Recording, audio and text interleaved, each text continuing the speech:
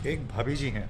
भाभी जी का नाम नहीं पता है मुझे, क्योंकि फ्रैंकली स्पीकिंग रामायण भली भली बात ही जानता हूँ मैं, और मुझे ये पता है कि रामायण में श्री राम थे, माँ सीता थी, हनुमान जी थे, रावण तक का नाम पता है मुझे। पर रामायण के अंदर कौन सी राक्षसियाँ थी, कौन सी चुड़ैलें थी, कौन सी कुरूप महिलाएं थी, सॉरी बट नॉट सॉरी, उनके नाम नहीं पता है मुझे।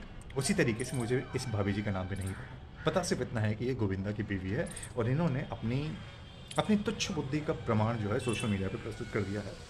तो हुआ यूँ कि मैडम ने किसी के साथ इंटरव्यू दिया, और वहाँ पे इन्होंने ब्राह्मणों को, पंडितों को साला शब्द इस्तेमाल किया, और ये कहा कि ये साले आते हैं और हमें ढोंगी बाबा होते हैं, 2-2 लाख रुपए, 3-3 लाख रुपए का दान लेते हैं, और हमें ज्ञान देते हैं कि तुम्हारी ज़िंदगी के दुखों का निवारण हो जाएगा, सुख तुम्हारे घर के अंदर आ जाएंगे। पर तुम्हारे अंदर इतना ही टैलेंट है, यानी पंडितों में इतना ही ज्ञान है, तो खुद के राजमहल क्यों नहीं बना लेते।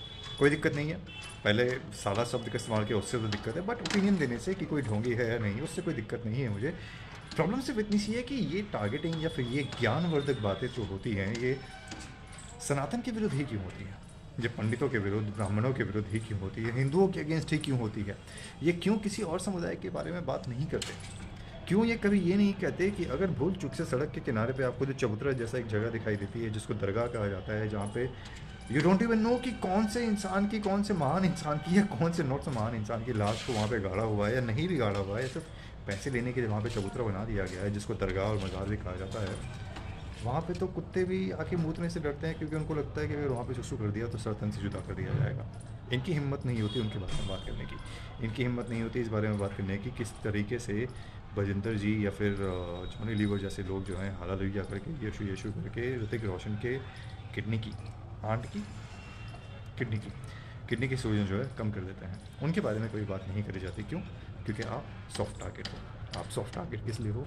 क्योंकि आप लोग कभी भी इनके अगेंस्ट में आवाज़ नहीं उठाते हो। गोविंदा खुद अजमेर शरीफ जाने वाला बंदा है, वहाँ पे जाके चादर चढ़ाता है। उसके बारे में बात नहीं करेंगे ये, लेकिन हिंदुओं को टारगेट करेंगे। इस बारे में बात नहीं करेंगे कि गोविंदा के घर के अंदर एक लड़की जो किंगफिशर में पहले एयर होस्टेस हुआ करती थी, कैसे वो उसके एक दूसरे घर के अंदर उसके साथ रहा करती है। कैसे वो लड़की गोविंदा के लिए लड़कियों का, समझ रहे हो ना कहानी, ये मैं नहीं कह रहा हूँ, ये उस लड़की ने खुद से मुझे बताया। उसके बारे में कभी बात नहीं करी जाती। टारगेट सॉफ्ट हिंदू ही होता है। सॉफ्ट हिंदू इसलिए क्योंकि जैसे मैंने कहा, आप इनके अगेंस्ट में कभी बात नहीं करते, और भूल चूक से अगर बात करते भी हो तो मेरे जैसे किसी इंसान का एक वीडियो टकरा जाएगा, जय श्री राम बोलोगे, निकल जाओगे, 2 गालियाँ गोविंदा को दोगे, इसकी बीवी को दोगे, और आप सोचोगे कि आपने अपने हिंदू यूनिटी का या फिर हिंदू राष्ट्र का सपना जो है पूरा कर लिया। ऐसा नहीं होता है दोस्त। आपको इनके अगेंस्ट वही डेडिकेशन दिखानी पड़ेगी जो आपके अगेंस्ट दिखाई जाती है।